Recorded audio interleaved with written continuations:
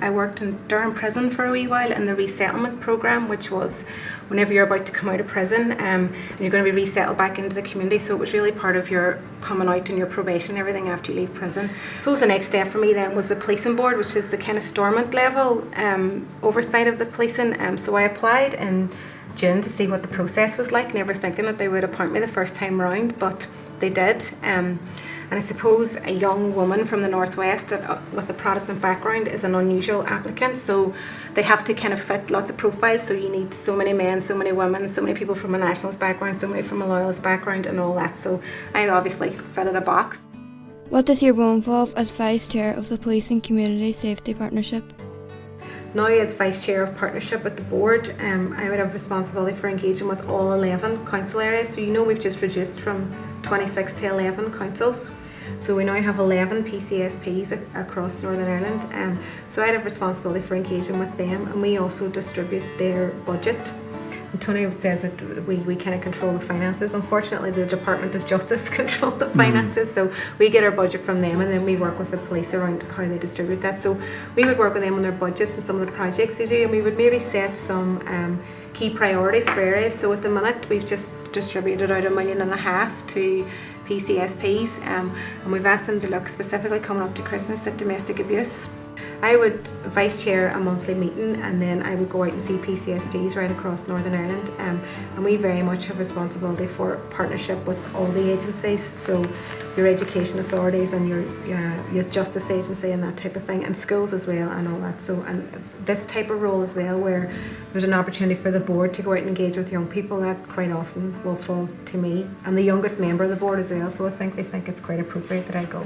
It's not that long ago I was a young person, so I think they think it's all right for me to go out and speak to young people. So I am Vice Chair of Partnership, and within that I have a role to chair the Youth Advisory Panel. So that is made up of a number of youth providers and people who engage with young people, and they advise the board on anything to do with youth engagement and things that might impact on young people. Now, we have lots of good things in Northern Ireland. The Youth Justice Agency, the PSNI, have something called discretionary disposal, where you can work with a youth officer, and you don't necessarily have to have a criminal record the first time you engage with the police. So there are some good things, but I think we need to move away from criminalising young people.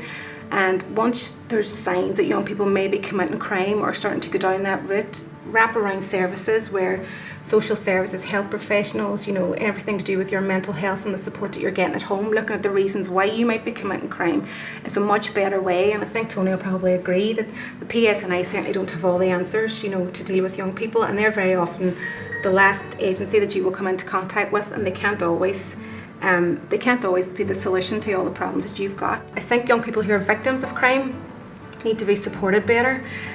Should that be, whether victims in the street or victims through bullying. Maybe there's a whole lot of internet stuff now at the minute that's happening, and there's going to be, I think, a huge swathe of young people who will be victims of crime who need to be supported. In terms of the PSNI, I would like to see young people from a broader range of areas and schools applying to be police officers. I think that's really important if we're going to build trust in communities. At the minute it tends to be kind of grammar school, university graduates who feel that it's that they can apply to the police and have a role, but it's a great career. It's got huge opportunities in lots of different areas, and there's loads of different skills that you can apply whenever you are in the PSNI. So I like to see young people from all over feeling like they can apply to be a police officer.